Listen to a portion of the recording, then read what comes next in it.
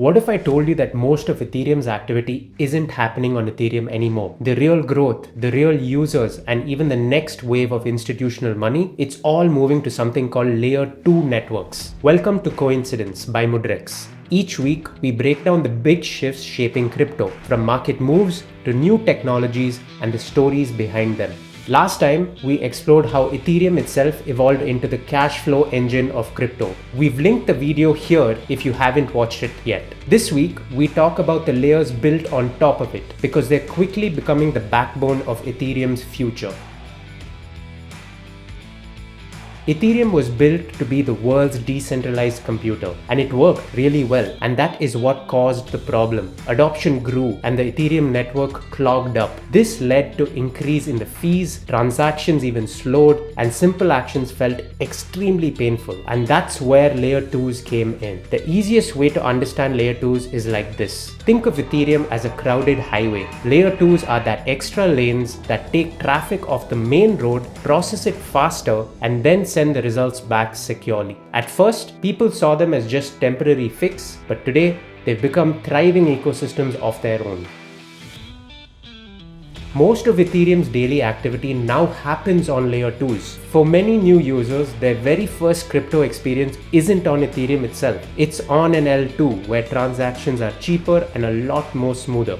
That shift has turned these networks into the real backbone of Ethereum's economy. Part 3. Institutions are paying attention. And it's not just retail users. Institutions are starting to take notice. Arbitrum, one of the more popular L2 blockchain networks, has grown into a leading DeFi hub and even landed major fintech partnerships in Europe.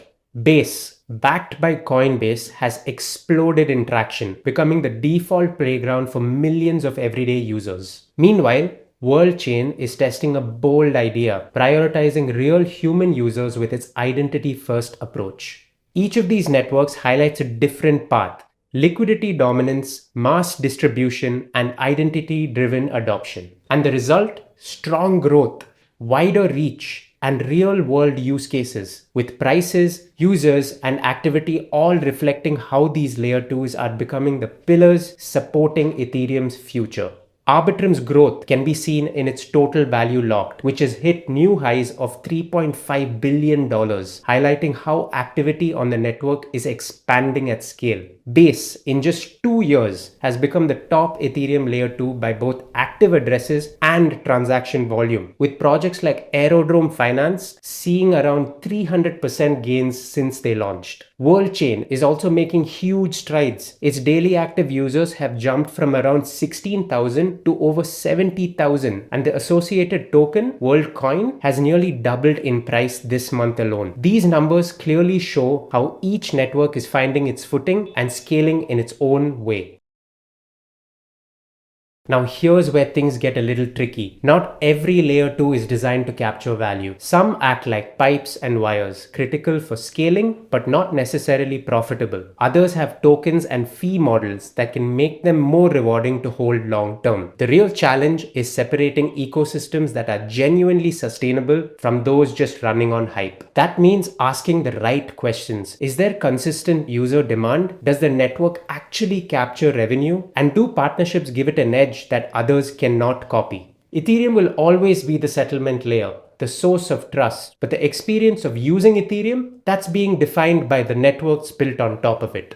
Our latest Mudrex Alpha report breaks down which Layer 2s are leading, which ones are lagging, and the metrics you should track before making any investment moves. Check out the full report. And don't forget to subscribe to the channel for more deep dives that cut through the noise in crypto. Crypto products and NFTs are unregulated and can be highly risky. There may be no regulatory recourse for any loss from such transactions. For any queries, contact us at help@mudrex.com.